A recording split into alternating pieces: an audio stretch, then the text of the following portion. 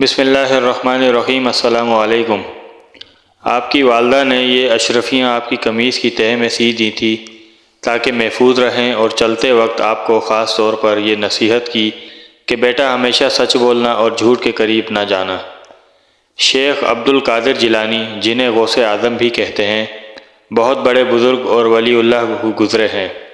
آپ کی ساری زندگی تبلیغ و اشاعت اسلام میں گزری۔ بے شمار لوگوں نے آپ سے روحانی فیض حاصل کیا۔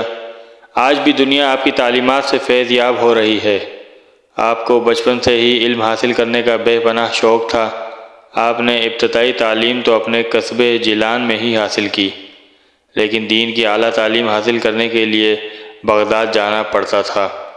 اس زمانے میں گاڑیاں اور موٹر کاریں نہ تھیں، اس لیے لوگ قافلوں کی صورت میں پیدل سفر کرتے تھے۔ چنانچہ آپ کی والدہ نے آپ کو بھی بغداد جانے والے ایک قافلے کے ہمراہ روانہ کر دیا۔ سفر پر روانہ ہونے سے پہلے آپ کی والدہ نے آپ کو کچھ خوراک اور 40 اشرفیاں گزر اوقات کے لیے دیں۔ آپ کی والدہ نے یہ اشرفیاں آپ کی قمیص کی تہہ میں سی دیں تاکہ محفوظ رہیں، اور چلتے وقت آپ کو خاص طور پر یہ نصیحت کی کہ بیٹا ہمیشہ سچ بولنا اور جھوٹ کے قریب نہ جانا۔ آپ نے ماں کی اس نصیحت کو غور سے سنا اور سفر پر روانہ ہو گئے۔ قافلے کے لوگ ڈرتے ڈرتے سفر پر روانہ ہوئے۔ انہیں اس بات کا بھی خدشہ تھا کہ کہیں راستے میں ڈاکو قافلے پر حملہ نہ کر دیں، کیونکہ ان دنوں راستے غیر محفوظ تھے اور ڈاکو اکثر قافلوں کو لوٹ لیا کرتے تھے۔ آخر وہی ہوا جس بات کا ڈر تھا۔ قافلے نے ابھی سفر کی 2 منزلیں ہی طے کی تھیں کہ ڈاکوؤں کے ایک گروہ نے رات کی تاریکی میں اس پر حملہ کر دیا۔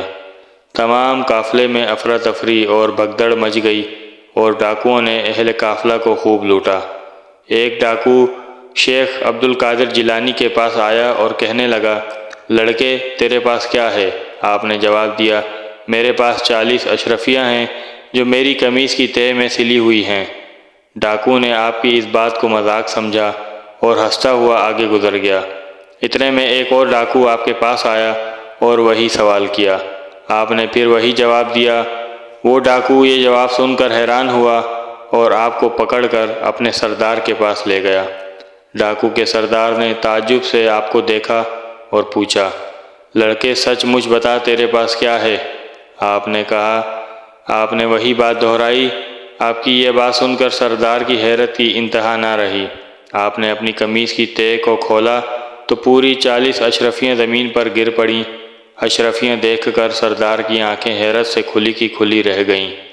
اس نے آپ سے مخاطب ہو کر کہا، لڑکے تو نے سچ بول کر اپنا راز کیوں فاش کر دیا، حالانکہ تو آسانی سے اپنی اشرفیاں بچا سکتا تھا؟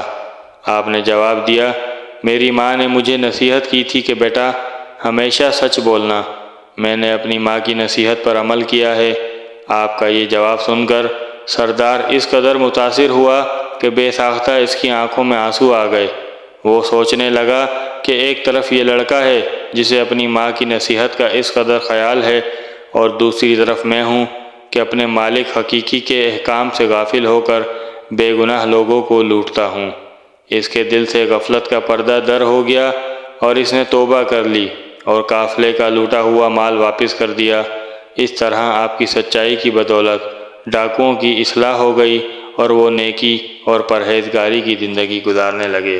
امید ہے اس ویڈیو سے آپ کو ایک سبق ضرور سیکھنے کو ملا ہوگا کہ ہمیشہ اپنے زندگی میں سچ بولنا ہے، جھوٹ نہیں بولنا۔ سچ بولنے والے کے ساتھ اللہ تعالی ہمیشہ ہوتا ہے، جھوٹ بولو گے اپنی قبر کھودو گے۔ خدا حافظ۔